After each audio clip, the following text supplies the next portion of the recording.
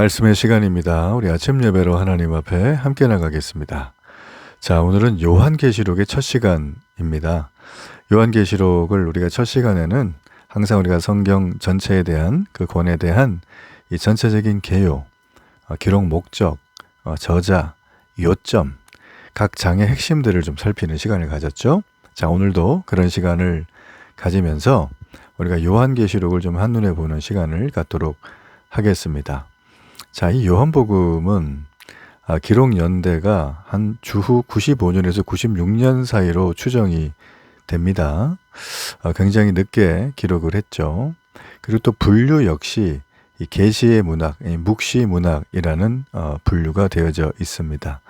자, 신약 성경에서 아주 쉽게 말하면 마태복음부터 사복음서를 복음서라고 하죠. 이건 구약에 없는 장르입니다. 메시아, 즉 예수 그리스도, 그분이 우리에게 왜 기쁜 소식이고 영원한 소망인가에 대한 이 예수님에 대한 자세한 행적이 나와 있는 게 복음서죠. 그래서 우리가 복음서를 벌써 우리가 뭐 2권이나 살폈어요. 여러분, 그래서 우리가 참 이 복음서를 통해서 놀라운 우리 예수님이 이 땅에 오신 이유와 내용들을 살펴갈 때 얼마나 큰 감격이 있었는가, 우리가 그런 생각을 또 하게 되죠. 그리고 이제 우리가 복음서 이후에는 이 역사서가 나오죠. 사도행전이 나오고 그 다음에 서신서가 쭉 나옵니다. 여기는 뭐 목회서신이 있고 일반 서신이 이렇게 쭉 있어요. 자, 그러다가 이제 마지막에 예언서가 나오죠. 이 예언서는 말 그대로 미래에 있을 일에 대한 예언입니다. 우리가 살피겠지만 대개 이게 미래의 어떤 시간의 순서에 따라서 어떤 일이 벌어질 것인가, 자, 여기에 포인트를 두는 분들이 굉장히 많은데, 이 요한계시록은 그걸 배제하진 않지만 이게 하나의 서신이었다는 걸 기억을 할 필요가 있어요. 자, 이 요한계시록을 당시에 받았던 이 편지를 회람하며 읽었던 사람들이 있겠죠. 자, 그들의 현실적인 문제, 신앙생활을 하면서 겪게 되는 어려움, 그리고 그들이 환난과 고통 속에서 왜 인내하며 바라봐야 하는가, 주님을. 자, 그런 부분에 대한 내용이 담겨져 있어요. 그래서 이 과거에 대한 어떤 기록도 물론 중요하지만 현재, 이 편지를 받았던 당시 독자들의 현재 상황, 그리고 이 전체의 피조 세계의 마지막에 창조주의 활동, 자, 그런 부분들이 잘 기록이 되어 있는 책이다, 이렇게 보시면 되겠습니다. 자, 이 책의 저자는 사도 요한이죠. 사도 요한은 뭐 요한 1, 2, 3서, 요한복음, 또 이 책을 쓰게 되죠. 그래서 요한이 쓴 책이 꽤 많습니다. 그리고 요한은 별명이 예수님이 사랑하시는 제자였어요. 그래서 베드로와 쌍두마차를 이뤘다고 제가 말씀을 드렸어요. 이 요한파, 베드로파 그래가지고 이렇게 제자 중에서. 그래서 항상 예수님의 곁에서 식사를 하고 뭔가 항상 이렇게 예수님의 사랑을 늘 받았던 제자였어요. 자, 베드로는 이제 수제자로서 대표성의 원리가 있다고 말씀을 드렸죠. 자, 그런 의미로 이제 우리가 요한을 좀 이해를 하면 되겠고요. 이 요한 계시록이 쓰여진 목적이 있어요. 자, 우리 그 목적을 좀 알기 위해서는 당시 상황을 좀 알 필요가 있어요. 자, 당시는 로마가 전체를 지배하던 팍스 로마나 시대죠. 모든 길은 로마로 통한다라는 겁니다. 대항할 자도 없고 대항해서도 안 되는 명실상부한 뭐 초월적인 나라였다고 봅니다. 자, 우리가 지금도 현재 로마의 잔재들이 꽤 있어요. 현대 민주주의 사회에서도 뭐가 있을까요? 뭐 정치 행정 시스템이라든지 군대 조직이라든지 뭐 도량령이라든지 뭐 기타 등등 여러 뭐 우리가 쓰고 있는 기본적인 어떤 단위, 또 뭐 우리가 쓰고 있는 여러 단어, 용어, 이런 것들이 사실은 로마 시대의 내용들을 거의 고치지 않고 쓰는 것들이 많아요. 그래서 로마 대제국이라고 하는 이유가 바로 그 로마가 끼쳤던 인류사에 미쳤던 엄청난 공헌 때문이기도 하죠. 그러나 그의 이면에는 이 로마에 대항하는 모든 자들을 무자비하게 진압하고 타도하는 그런 로마의 굉장히 폭력적이고 살인을 쉽게 하고 사람의 인권이나 생명은 전혀 없는, 뭐 당시 다 그랬죠. 그런 거가 전혀 없는 지극히 국가주의적이고 엘리트 집단적인 그런 성향, 그리고 철저한 신분과 계급 제도를 통해서 로마 시민권자에게는 막대한 혜택을 주지만 그렇지 않은 다른 모든 사람을 노예로 부리는 그런 어떤 전형적인 고대 시대의 특징이 또 나타난다라는 것이죠. 자, 그래서 로마를 우리가 생각을 할 때 정말 여러 가지 많은 다양한 앵글로 볼 필요가 있고요. 우리가 로마에 대해서는 여러분이 뭐 시중에 다양한 미디어나 매체도 있고 책들도 있기에 또 여러분 배우셨기에 한 번 더 이참에 여러분 요한계시록 하면서 저와 함께 좀 더 알아보는 그런 시간을 가져도 굉장히 유익할 것이라고 생각을 합니다. 자, 이 로마 시대에 요한계시록에 쓰여졌다는 걸 기억한다면 우리가 21장, 22장까지 전체의 요한계시록을 좀 약간 꿰뚫을 수 있는 하나의 좋은 안경을 가지고 있다. 자, 이렇게 볼 수가 있어요. 자, 먼저 이제 말 그대로 교회를 가혹하게 핍박을 했죠. 예, 많은 사람들이 네로 황제보다는 이 도미티아누스 황제 때일 것이다. 굉장히 핍박이 심한 쓰리 황제 중에 한 명이에요. 그래서 왜 그런 교회를 핍박했는가? 황제 숭배를 거부했잖아요. 유일신 메시아 사상이죠. 예, 유대교도 있었죠. 그러나 이 뭐 생긴 지 수십 년이 안 된 이 기독교인들, 소위 말하면 안디옥 교회에서 이제 기독교인을 칭함받았는데 그리스도인이라고 이 크리스찬들에 대해서 아주 무자비한 핍박과 가혹한 행위를 했어요. 자, 그래서 뭐 이렇게 로마 제국의 박해에 성도들의 믿음이 크게 흔들렸죠. 정말 크게 흔들렸어요. 자, 하지만 우리 계시록 말씀에 보면 바벨론으로 상징되는 로마는 마지막 날에 하나님의 심판을 받아 멸망을 할 것입니다. 그래서 세상의 강력한 어떤 권세가 교회를 공격할지라도 최후의 승리는 어린 양 예수 그리스도께 있다라는 것을 우리가 비유적으로 알 수가 있어요. 그래서 요한계시록은 교회가 이러한 사실을 믿고 현재의 고난을 이기고 최후의 영광을 소망하도록 하기 위해 기록되었다라는 것입니다. 자, 그러면 이제 요한계시록의 어떤 그 장별 특징이 좀 있거든요. 이걸 다 보기에는 시간이 짧기 때문에 제가 크게 세 덩어리로 좀 나눠서 여러분과 좀 살펴보겠습니다. 자, 우리 1장부터 3장 22절까지는 인자와 7교회에 대한 얘기예요. 우리 너무나 잘 아는 얘기 있잖아요. 그죠? 7교회 얘기. 예. 뭐 7교회가 사실은 오늘날 교회에게 하실 주님의 칭찬과 책망의 모습이 담겨져 있는 교회의 모습이라고 우리가 볼 수가 있습니다.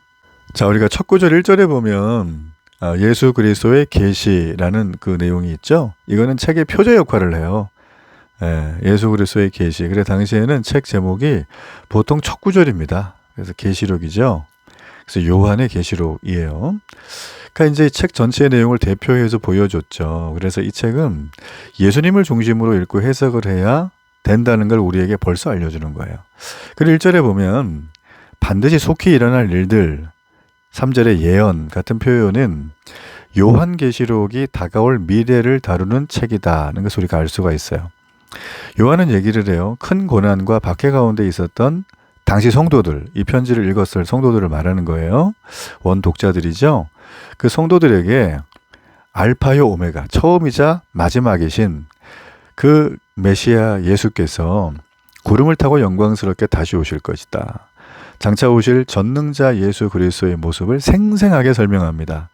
예수님의 초립은 아무도 주목하지 않는 말구유 밥통에서 태어나셨죠. 동방박사의 우리 환송을 받고 양측의 목동들의 황대를 받으면서 태어났지만 태어나자마자 살해 위협을 당하셨어요. 자, 그런데 이때는 다르죠. 다시 오실 때는 전능자의 모습으로 창조주요, 구세주요, 심판자의 모습으로 오실 것이다 라는 거예요. 그래서 이 세계의 시작, 창조와 끝을 주관하는 분, 종말을 주관하는 분이다 이렇게 되어 있습니다. 자, 간단히 이렇게 좀 우리가 보게 되고요. 또 7교회에 대한 편지를 쓰게 되는데 이 편지도 우리가 후에 좀 더 자세히 살펴보도록 하겠습니다. 자, 우리가 이제 봐야 될 부분은 그 다음이에요. 이제 4장부터 시작되는 16장까지 7인, 7나팔, 7대접 재앙입니다. 그리고 그 중간에 삽입되어 있는 내용들이 나오죠. 자, 이 내용들을 우리가 자세히 좀 살피겠지만, 자, 여기서 핵심적인 이 일곱이라는 숫자가 등장을 하잖아요. 인나팔 대접재앙. 이 일곱이라는 숫자가 굉장히 중요해요. 먼저 4장 1절에 보면 첫 번째 환상이 끝나고 요한은 하늘의 열린 문으로 올라가 천상의 광경을 목격을 해요. 예. 하늘 예배와 어린 양에 대한 목격인데 이게 5장 14절까지 나오거든요. 그러니까 요한이 본 천상의 모습이 뭐 너무 말로 표현이 안 되는 거죠. 거기에는 예수 그리스도께서 구속 사역을 완성하고 하나님과 함께 계신 모습이죠. 거기가 바로 천국이에요. 하나님 나라. 자, 그런데 보좌에 앉으신 이의 오른손에 있는 두루마리는 7인으로 봉해져 있어요. 이 인을 떼기에 합당하신 분이 다윗의 뿌리이신 예수 그리스도 뿐이다. 그리고 일찍이 죽임당한 어린 양 예수는 7뿔과 7눈을 가지고 있다고 5장에 얘기를 해요. 자, 7이라는 거 완전수 7이죠. 또 능력을 상징하는 게 뿔이에요. 통찰력을 상징하는 것은 눈입니다. 그래서 어린 양이 완전한 능력과 통찰력으로 불의한 역사를 심판하고 하나님 백성의 구원과 승리를 성취하실 것이다. 자, 그리고 천상에서 하나님을 찬양하는 주체들은 네 생물과 24장로, 24장로들이죠. 천사들과 모든 피조물들이에요. 찬양을 위한 악기가 검은 거고요. 찬양의 재료가 중요한데 바로 저와 여러분의 기도예요. 성도들의 기도. 기도가 이렇게 중요해요. 찬양의 내용은 예수 그리스도께서 하나님의 택한 자들을 위해 죽으심으로 그들을 하나님 앞에서 나라와 제사장으로 삼으셨음을 찬양한다라는 것입니다. 우리가 왜 십자가와 부활을 자꾸 얘기를 하고 기독교의 핵심은 예수님을 나의 구주로 영접하는 것이고 그 죄인됨과 우리 안에 있는 죄들을 하나님 앞에 회개하고 통회하고 잡아가는 게 왜 중요한지를 제가 자주 말씀드렸지만, 자, 여기 보면 그 모든 내용이 이런 상황의 결과로 올 것이다 하는 걸 보여주는 거예요. 그렇죠? 예, 그리고 이제 일곱인 재앙과 일곱 나팔 재앙과 중간중간에 삽입한 내용들이 등장을 하는데 이 부분은 굉장히 길기 때문에 제가 또 다음에 이 본문을 다룰 때 상세하게 하겠습니다. 자, 세 번째 파트가 이제 17장부터인데 마지막까지 심판과 새 창조예요. 자, 먼저 이제 17장에는 바벨론의 멸망이 나오죠. 그죠? 그러니까 요한은 의도적으로 배치를 했는데 교회와 그리스도의 승리, 영광으로 대미를 장석하려는 의도로 마지막에 나옵니다. 근데 여기 보면 악의 세력들이 나오잖아요. 이게 차례대로 무너져요. 순서대로 보면 바벨론이 무너지고 짐승과 거짓 선지자 그리고 용이 무너지는 모습을 볼 수가 있습니다. 먼저 바벨론의 심판은 하나님을 대적한 도시를 얘기해요. 그러니까 바벨론은 금과 보석, 귀한 옷감을 두른 크고 화려한 도시를 말합니다. 이러한 외형의 화려함을 추구했던 당대 로마 그리고 부요함을 사랑하는 오늘날의 세상을 의미하는 거죠. 우리가 마치 요즘 현란한 도시를 바벨론 같다라고 하잖아요. 최첨단의 문명을 겪고 있고 기술이 하나님 자리에 앉아있는 세상 아니겠습니까? 자, 그런 모습이 바벨론이다. 그리고 외형에 집착하고 하나님을 떠난 이들의 마지막 모습이 어떠한지를 분명히 보여주는 환상입니다. 바벨론의 멸망은. 예. 그래서 우리가 이런 어떤 내용을 살펴가면서 심판하고 새 창조하시는 이 전체의 그림을 우리가 좀 이렇게 보게 되었어요. 그래서 요한계시록에 나와 있는 이 기록 목적을 좀 마지막으로 좀 살피면서 좀 마무리를 하겠는데요. 자, 우리가 요한계시록은 그냥 단순히 미래에 있을 일만 우리가 얘기하는 시간적인 어떤 순서에 대한 예언이 절대 아니라는 거죠. 지금 우리가 이 땅을 살아가면서 신앙생활을 하고 크리스천이라는 이유 때문에 받는 고난과 역경, 또 환난, 이유 없는 박해, 자, 이런 모든 것들은 우리가 잘 살고 있다는 증거예요. 그러니까 세상에서 구별된 삶을 사느라고 고난을 겪고 손해를 보는 모든 그리스도인에게는 요한계시록은 분명한 위로와 소망과 용기를 줍니다. 그렇죠? 그러나 고난을 좋아하는 사람은 없죠. 그렇죠? 그래서 이 부분에 대한 신학자들의 해석도 역시 요한계시록이 제시하는 희생, 되게 많아요. 희생하라는 게. 그리고 제자됨의 비전. 자, 우리 인간이 이것을 따라가기에 좀 버겁고 힘들다라는 부분을 지적합니다. 자, 여러분, 그렇지만 우리가 이것을 따라가기 힘들다고 해서 그것이 하나님 앞에서 핑계가 될 수는 없어요.